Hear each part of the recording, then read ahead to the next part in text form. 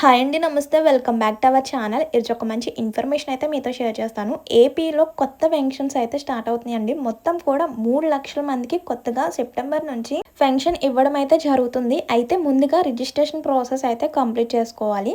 మరి ఎవరెవరు అర్హులు, ఎవరెవరు రిజిస్ట్రేషన్ కంప్లీట్ చేసుకోవాలి, ఇలా వీటి యొక్క పూర్తి డీటెయిల్స్ అయితే ఈ వీడియోలో అయితే చూసేయచ్చు. వీడియో ఎక్కడ కూడా స్కిప్ చేయకుండా చూస్తే కంప్లీట్ డీటెయిల్స్ అయితే తెలుసుకోవచ్చు అండి. అండ్ మర్చిపోకుండా చాలామంది వీడియో చూస్తున్నారు కానీ లైక్ చేయడం మాత్రం మర్చిపోతున్నారు. సో ప్లీజ్ వీడియో చూసే ముందు ఒక చిన్న లైక్ చేసి అయితే వీడియో చూడండి. మీరు ఇచ్చే ఒక చిన్న లైక్ వల్ల ఇన్ఫర్మేషన్ అనేది ఇంకా చాలా మందికి హెల్ప్ అయ్యే అవకాశం అయితే ఉంటుంది. అండ్ కొత్తగా మన ఛానల్ ఎవరైనా చూస్తున్నట్లయితే సబ్స్క్రైబ్ చేసుకోండి. ఇలాంటి మంచి మంచి ఇన్ఫర్మేషన్స్, అప్డేట్స్ అన్ని కూడా మీతో షేర్ చేస్తుంటాను. ఇంకా లేట్ చేయకుండా డీటెయిల్స్లోకి అయితే వెళ్ళిపోదాం. ఆంధ్రప్రదేశ్ రాష్ట్రంలో సామాజిక భద్రత పెన్షన్ అంటే సోషల్ సెక్యూరిటీ పెన్షన్ స్కీమ్ కోసం ఎదురు చూస్తున్న పేద ప్రజలకు ప్రభుత్వం అదిరిపోయే శుభవార్త అయితే అందించేసిందండి. అర్హత ఉండి కూడా ఇప్పటి వరకు పెన్షన్ రాని నిరుపేదలకు అండగా నిలిచేందుకు ఏపీ ప్రభుత్వం కీలక నిర్ణయం అయితే తీసుకుందండి. రాష్ట్ర వ్యాప్తంగా నూతనంగా భారీ ఎత్తున లబ్ధిదారులకు ఎంపిక చేయాలని అధికార యంత్రాంగం నిర్ణయించిందనమాట. నెక్స్ట్ చూడండి, ఎన్టీఆర్ భరోసా పథకం కింద కొత్తగా 3,00,000 మందికి పింఛన్లు మంజూరు చేయాలని ప్రభుత్వం కార్యాచరణ సిద్ధం చేసిందండి. అర్హులైన వారు ఈ అవకాశాన్ని సద్వినియోగం చేసుకోవడానికి ముందుగానే అవసరమైన సర్టిఫికేట్స్ అన్నీ కూడా రెడీగా ఉంచుకోండి. ఆ సర్టిఫికేట్స్ ఏంటి, ఆ డాక్యుమెంట్స్ ఏంటి అనేది మీకు క్లియర్గా చూపిస్తాను. అలాగే ఒక ఇంపార్టెంట్ పాయింట్ చూడండి, కొత్త పెన్షన్ దరఖాస్తు ప్రక్రియ సెప్టెంబర్ 2వ వారం నుంచి అధికారికంగా ప్రారంభం కానుంది. ఆన్లైన్ సర్వర్లపై రద్దీ పెరిగే అవకాశం ఉన్నందున స్వర్ణ గ్రామం లేదా స్వర్ణ వార్డులో ముందుగానే మీ ధృవీకరణ పత్రాలను సరిచూసుకోండి. ఇంకా డీటెయిల్స్లోకి వెళ్తే ఓవర్వ్యూ చూసేయండి. ఈ స్కీమ్ వచ్చేసరికి ఎన్టీఆర్ భరోసా పెన్షన్ అనమాట. కొత్త లబ్ధిదారుల సంఖ్య వచ్చేసరికి మొత్తం కూడా 3,00,000 మంది లబ్ధిదారులు అయితే ఉన్నారు. సో దీనికి రిజిస్ట్రేషన్ స్టార్టింగ్ డేట్ వచ్చేసరికి సెప్టెంబర్ 2వ వారంలో స్టార్ట్ అవుతుందన్నమాట. దీనికి పెన్షన్ పంపిణీ ప్రారంభం వచ్చేసరికి అక్టోబర్ 1వ వారంలో పెన్షన్ అయితే స్టార్ట్ అవుతుందండి. ఎవరైతే ఈ సెప్టెంబర్ 2వ వారంలో రిజిస్ట్రేషన్ కంప్లీట్ చేసుకుంటారో వాళ్ళకి అక్టోబర్లోనే పెన్షన్ అందిస్తారనమాట. మొదటి ప్రాధాన్యత అంటే ఫస్ట్ ప్రైమరీ కేటగిరీ వాళ్ళు ఎవరంటే వితాంతువులు అంటే విడోస్, ఓల్డ్ ఏజ్ పెన్షన్ వాళ్ళకి మొదటి ప్రాధాన్యత అయితే ఇస్తారు. నెక్స్ట్ వచ్చేసరికి అమలు విభాగం వచ్చేసరికి ఈ స్వర్ణ గ్రామ వార్డు సచివాలయంలో అనమాట.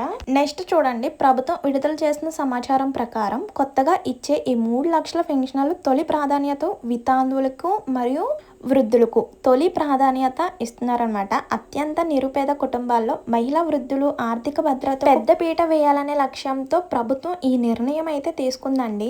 సంగ్రహ కుటుంబ సర్వే డేటా ఆధారంగా రాష్ట్ర వ్యాప్తంగా సుమారు 1.70 లక్షల మంది వితాంతువులు ఉన్నట్లుగా అధికారులు సూచించారండి. ఇందులో ప్రాథమిక పరిశీలన అనంతరం దాదాపు 1.50 లక్షల మంది అర్హులైన వితాంతువులు ఉన్నట్లుగా నిర్ణయించారు.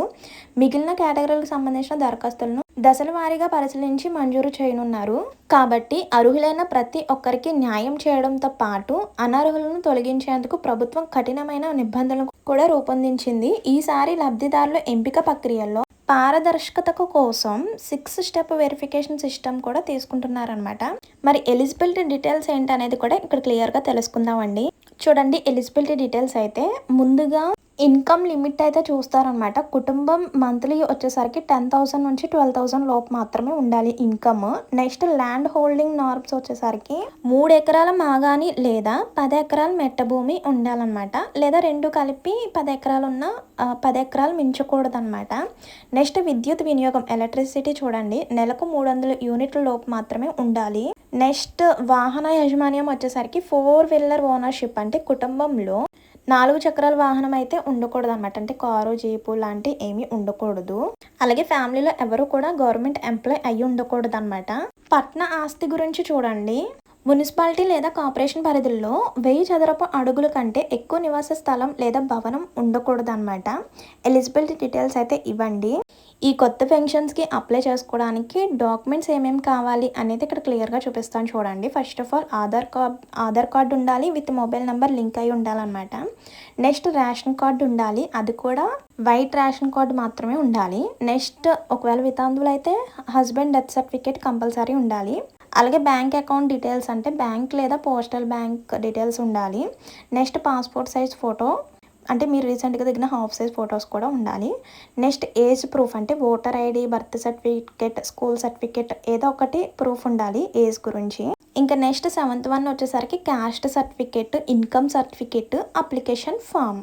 సో ఈ సర్టిఫికేట్స్ అన్నీ కూడా కంపల్సరీ ఉండాలన్నమాట. ఈ సర్టిఫికేట్స్ అన్నీ కూడా సెప్టెంబర్ 2వ వారంలో మీరు సచివాలయంకి వెళ్ళి మీ యొక్క రిజిస్ట్రేషన్ ప్రాసెస్ అయితే కంప్లీట్ చేసుకోవచ్చు.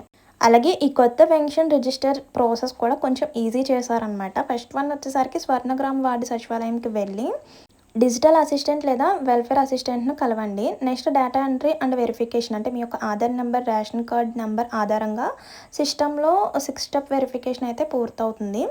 నెక్స్ట్ బయోమెట్రిక్ ఈకేవైసీ, అంటే దరఖాస్తుదారుని బయోమెట్రిక్ పూర్తి చేస్తారనమాట. ఇంకా ఫైనల్గా అప్లికేషన్ రిసిప్ట్ అనేది తీసుకోవాలి.